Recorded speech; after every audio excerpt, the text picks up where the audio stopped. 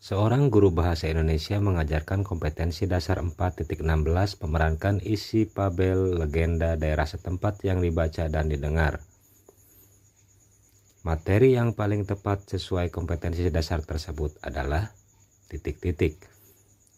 A. Pengetahuan faktual, B. Pengetahuan metakognitif, C. Pengetahuan prosedural, D. Pengetahuan konseptual, E. Keterampilan. Nah, silakan Bapak Ibu dijawab sebelum ke pembahasan. Jangan lupa di subscribe. Nah, pembahasannya, penyusunan materi pembelajaran memuat fakta, konsep, prinsip, dan prosedur yang relevan. Cakupan materi berupa pengetahuan faktual, metakognitif, prosedural, dan konseptual. Faktual berisi contoh terkait dengan materi, sedangkan metakognitif berisi konsep yang berkaitan dengan contoh di kehidupan sehari-hari. Konseptual berisi konsep-konsep terkait dengan materi. Prosedural berisi tahapan yang terkait dengan materi. Oleh karena itu, jika ada kadek memerankan, materi yang diajarkan terkait dengan prosedural yaitu merancang tokoh fabel latar, dialog, menentukan urutan cerita, merancang pemeranan fabel. Ya, jadi jawaban yang tepat adalah C. Ya, prosedural berisi tahapan yang terkait dengan materi. Ini perlu diingat Bapak Ibu. Ya. Kemudian soal selanjutnya. Dalam suatu kegiatan pembelajaran bahasa Indonesia, peserta didik mencermati topik yang menarik dan berada dalam konteks lingkungan sekolahnya. Ia kemudian mendata hal-hal yang perlu diketahui, kemudian mencari dan mengumpulkan informasi melalui observasi, wawancara, dan telaah pustaka, serta kemudian menuangkannya dalam laporan yang sudah disepakati. Setelah selesai, kemudian menyajikannya secara lisan di depan kelas. Pembelajaran menulis ini menggunakan pendekatan A.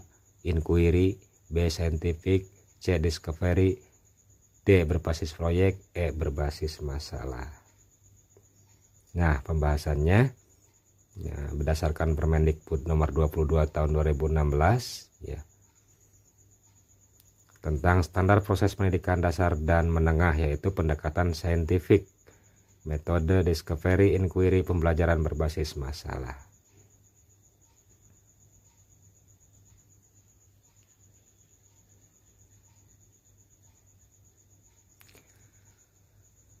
Saintifik meliputi mengamati, menanya, mengeksplorasi, mengasosiasi, dan mengomunikasi. Inquiry meliputi orientasi, merumuskan masalah, merumuskan hipotesis, mengumpulkan data, menguji hipotesis, dan menarik kesimpulan. Discovery meliputi stimulasi, identifikasi masalah, pengumpulan data, pengolahan data, pembuktian, dan penarikan kesimpulan. Berbasis masalah meliputi orientasi masalah, organisasi belajar, penyelidikan individu dan kelompok, pengembangan dan penyajian hasil penyelesaian masalah, analisis dan evaluasi proses penyelesaian masalah. Ini berbasis masalah. Kemudian berbasis proyek meliputi penentuan proyek, perencanaan langkah-langkah, penyusunan jadwal, penyelesaian proyek dengan fasilitas dan monitor guru, penyusunan laporan dan presentasi, dan evaluasi proses dan hasil proyek. Jadi jawaban yang tepat adalah B, yaitu saintifik ya, mengamati, menanya, mengeksplorasi, mengasosiasi, dan mengomunikasi. Nah, ini kembali ke pertanyaan, sebetulnya mudah, asal Ibu perlu mengingat apa sih penjelasan dari masing-masing pendekatan ini ya.